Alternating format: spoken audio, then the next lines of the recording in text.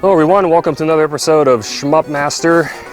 This one takes place in the jungle, or more appropriately, the jungle of my parents' backyard. But the reason I'm making this video is I was tagged by two people. The first is my friend Tony Brasel, of course, who tagged me to make my top 5 most expensive NES games. I'm going to tag SHMUP Master, Aggro Sky. I don't really know what his NES collection looks like, but I know that I've watched his collection video in the past. I just don't remember. I don't know what expensive NES games he has. He might have some crazy ones. He might not have very many expensive NES games. He might just have Mega Man games like I do. But I figured that would be boring because my top 5 most expensive NES games are all Mega Man games. So I figured it would be more interesting if I did a top 5, or actually a top 10 Genesis game list, because quite frankly I've got some pretty pricey Genesis games, so we're going to do that instead. And about a year ago, another friend of mine, Mr. Andrew Haden from Retro Island Gaming, he also tagged me to do my top 5 most nostalgic video games. Okay, this tag list is way past its due date, so I'm just going to shout out a few channels, and if anyone wants to post their top 5 most nostalgic video games, then great. Next is Zach from SHMUP Master. For those who don't know what a SHMUP is or why you'd want to master it, it's a portmanteau for shoot 'em up, which refers to those vertical or horizontal space shooter games.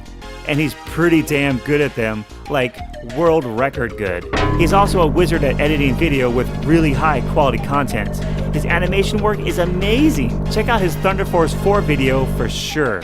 So I'm going to do that also and combine the 2 videos into one. And of course the reason I came to my parents' house was because this was where it all started. I figured with nostalgia it only makes sense to go back to where you started, so this was it. So without further ado, let's start with my top 10 most expensive Genesis games. We'll start with those, and then we will go on a little tour of the house where I'll show you some things, and then we'll get into the nostalgia of my top 5 games. So, number 10, Streets of Rage 3. Might be kind of hard to see from there, but here it is. Streets of Rage 3 goes anywhere from about $40 to $50 on eBay right now. Surprisingly expensive, I guess because it was the least popular of the 3 Streets of Rage games. I never played it really growing up. I got it later, and me and my brother played it a lot in college on emulation.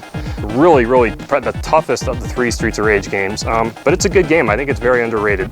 That's number 10. Number 9, Contra Hardcore, also in the $40 to $60 range. My favorite Contra game, without a doubt. It's fantastic. It's another game I didn't play much growing up. I think we may have rented it once or twice, and it was really difficult, so we just kind of gave up on it. But again, in college, my brother and I attempted to 1cc this game in 2-player mode and do a speed run, and we got all the way to the final boss and then died, which sucked, and then we just kind of lost motivation after that. So maybe again someday.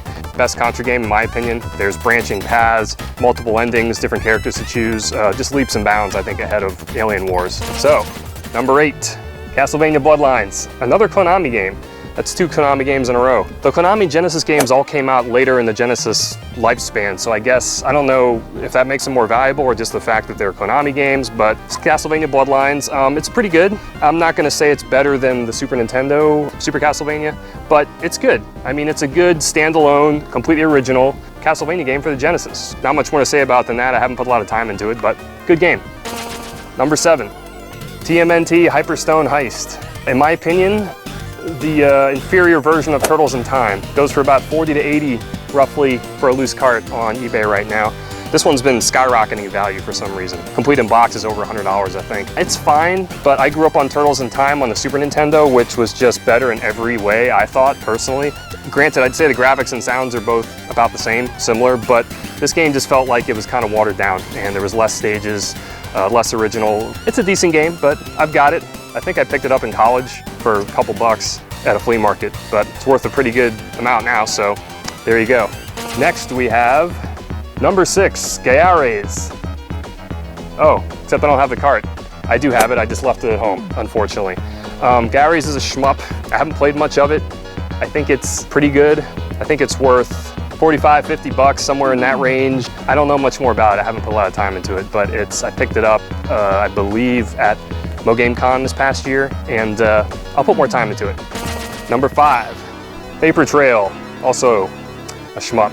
I talked about this game a couple years ago on my shmup collecting video. The price has since gone up. I think I bought it for like 20 bucks and it's now up to 50 or 60 2 years later. If you want to complete in box, it's even more. It's a good game, it's a really good shmup. Worth playing, great music, vertical scrolling, pretty good game, Paper Trail. Number 4, Troubleshooter. Sorry it's in a little plastic case because it's expensive. This game goes from, on the low end, $50, which is what I got it for, although you're probably not going to find it for that, all the way up to I've seen $90, $100, $120 for a loose cart on eBay, which seems crazy. I don't know who would pay that, but those are the prices I was seeing. I picked this up this year in my last video. I had featured it in my last video a little bit there. It's a really good game. It was on the top of my list for shmups to get, and I got it recently, so pretty pricey one now though, but very good game. Number 3, Mega Turrican, which is Manfred Trend's game, the guy who did Rendering Ranger and the other Turrican games. This is an expensive one now on a Genesis. It's between 50 and 100 bucks depending on where you can find a deal. This is a mint condition card I got, I believe at MoGameCon 2 years ago, or maybe it was 2017. I got it for, I think, about 50 or 40 and 50, maybe less than that. I might have got a deal. This is a really good run and gun game. I don't know if it's worth the price, but definitely a good game. Number 2, Thunder Force 4, the PAL version, complete in box, as you can see. Got the whole box here. I bought this on eBay, 2 years ago for my Thunder Force 4 video. I paid 80 bucks, I think, 70, 80 bucks. And I think it's about the same now, between 70 to $90. So this hasn't gone up in value much, but one of the best shooters you're gonna get from that era. Definitely fantastic. And I played it so much to get that run that it was worth it for me. So there's your number 2. Number 1, Musha. Yes, I have a legit real copy of Musha. I've talked about it in my shmup collecting vid a couple years ago. Here it is. Come up close so you can see it. I got it in a case because I'm out here in the jungle and I don't want to drop it, get it wet. Musha. From what I could tell, it goes for about 230 bucks on eBay. Seems like a pretty flat price. I didn't see much variation. Musha's a great game. I don't know if it's worth that much, but it's great. Worth picking up if you can afford it. But there's also a lot of repro carts I've noticed on eBay, which are 7, 8, 10 bucks, really cheap, so you could just go that route too. But I have an original copy. Musha. That is my number 1 most expensive Genesis game. Now we're going to move on to my top 5 most nostalgic games, courtesy of Andrew Haden, who's the one that put me up to this. I'm sorry, Andrew, it's been a long time in the making. I was able to hang out with Andrew recently in Hawaii, where he lives, for about a week, which was really awesome. We did all kinds of things, not gaming related, but we had a great time, and he's a good friend, and I appreciate him tagging me in this, so I'm finally going to give him what he's been asking for. But before I list off my top 5 games, I'd like to show you my parents' house and where all my video gaming habits came to be. We can take a little tour of that, and I'd also like to show you my grandmother's house, which was also a place where we played a lot of games as a kid. So I'm going to give you a little tour of both of those, and then we'll get to the top 5 here in a minute. Here we are at my parents' house, a place that started it all, really, where I grew up. Back in the 80s, 90s, my parents still live here to this day. So figured I'd show you where my gaming ways began. Let's have a look. There are many places that we played games in the house. Things got moved around quite a bit. Got the living room here, which is now for my nieces. You can see right in that center there between those 2 windows is where our TV and our, I think our Genesis and Super Nintendo were in this spot for quite a while, years ago. Spent a lot of time on the floor right there, playing games. When I went on to college, or well, I guess high school rather, it got moved into here for some reason, which is the dining room. Why we moved our games in here, I don't know, but it was in the corner right here where this table is. But I remember playing through Final Fantasy VII in high school right in this spot here in the corner. There's me, my high school photo. Terrible, I know.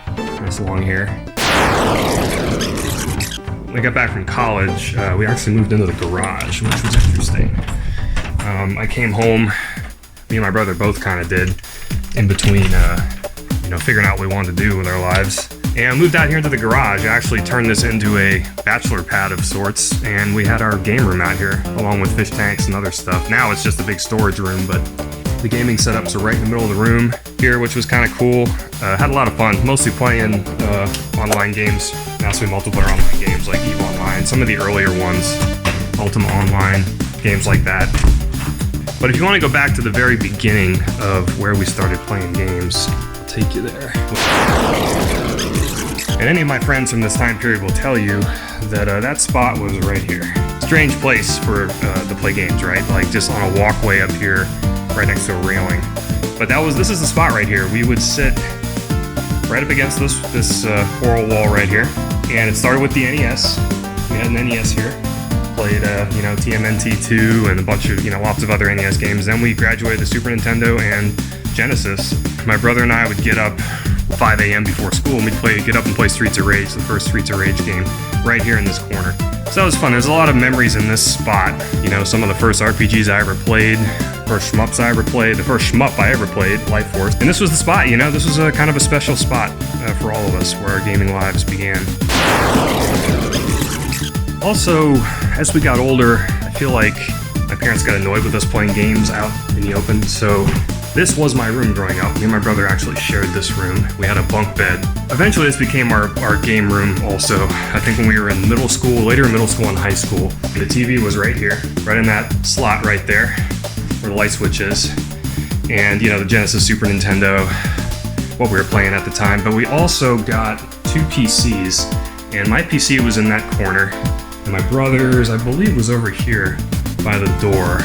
We kind of left console gaming behind for a little while, and we switched to PC stuff. We got into N64 and PlayStation and all that stuff too. It's my niece's room now for when she comes over to visit my grandparents. It's also the room that she spent the first few years of her life in. My niece was born premature, very premature. So she lived here with my parents and my brother and sister-in-law for quite 3 or 4 years. So I believe it's the last place I can think of where we actually had a game console in the house. Here we are on Singer Island, where my dad grew up, where my grandma used to live. There it is. That was her house. Doesn't look like it did back in the day, but it is still there. It's been redone. But many memories in that house on this island. So we were on Singer Island. Video gaming for me, a lot of our earliest memories were playing games at my grandma's house there on this street. There it is as it stands today. A place with many memories for me. No idea who lives there nowadays, but I'm tempted to go knock and see who's there. But that's not going to happen today. All right, hopefully I didn't bore you too much there with that little tour, but I figured this is about nostalgia, so I've already covered a lot of my most nostalgic games on my channel as it is, so I tried to pick 5 games that I haven't talked about for the most part.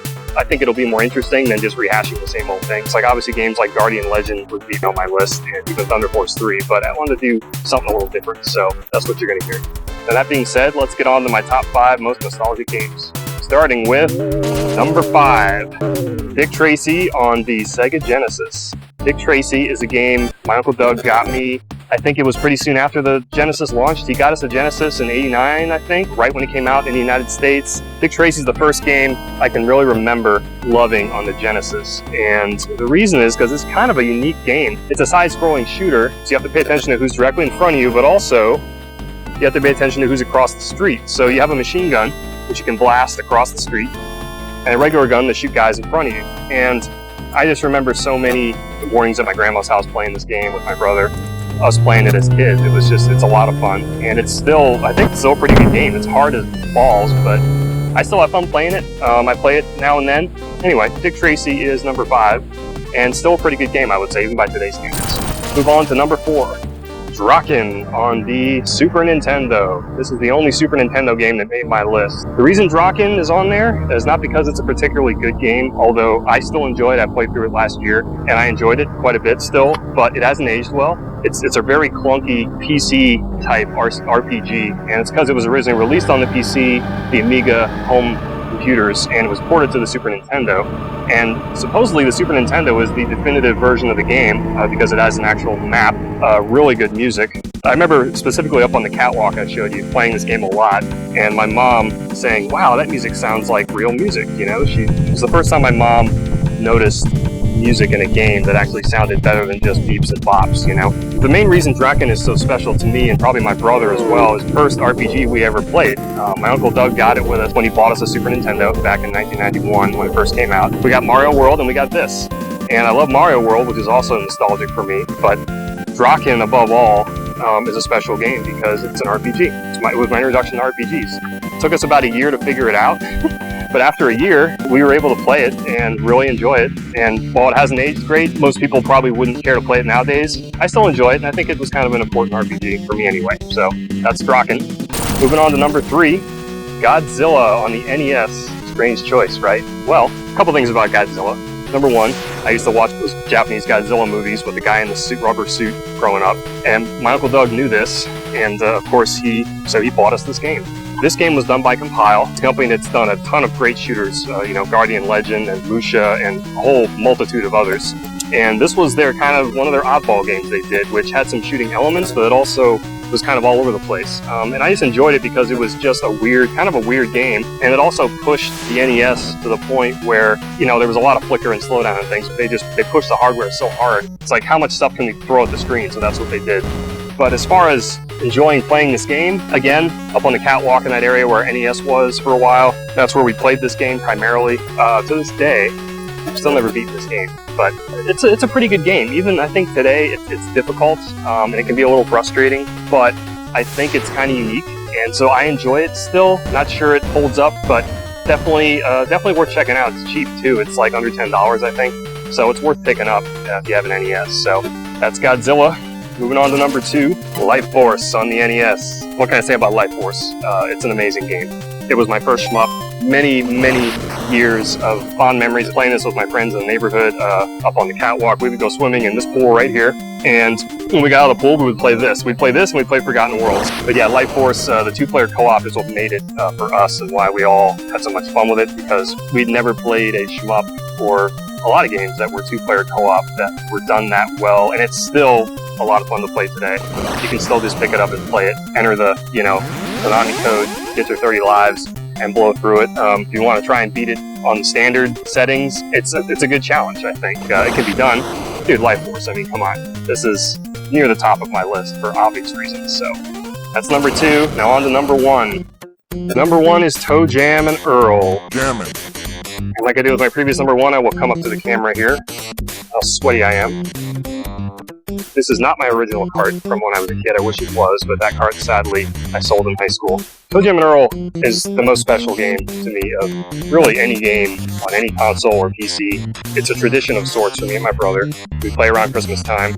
It's a game we bonded over as kids. It's a game that is a roguelike, so everything is randomized, the elements of the game, which makes it have basically unlimited replay value. So it's easy to play even today and continue to play every year. And I have fun introducing this game to a new audience, Tony Brasel, for instance, when I went up to visit him recently, he had never played through this game. So me and him sat and played through it and had a great time, and he enjoyed it, But I've been able to interview the developer, Greg Johnson, and we've kept in touch over the years since then. And so that just made the experience even more special that he was such a nice guy. But Toe Jam and Earl, quirky, fun, hilarious, crazy game that if you haven't played, you really should play it in co-op, play it with 2 players. It's got a split screen function where you can both split up and traverse the entire level separately or together. There's dozens of different presents that you open that create all kinds of crazy havoc. It's just great. I can't say enough about Toe Jam and Earl. It's my number 1 most nostalgic game of all time and the Genesis period. Toe Jam and Earl. And that's it. Hope you enjoyed this impromptu video. My rambling here in the jungle. That is all, everyone. SHMUP Master signing off.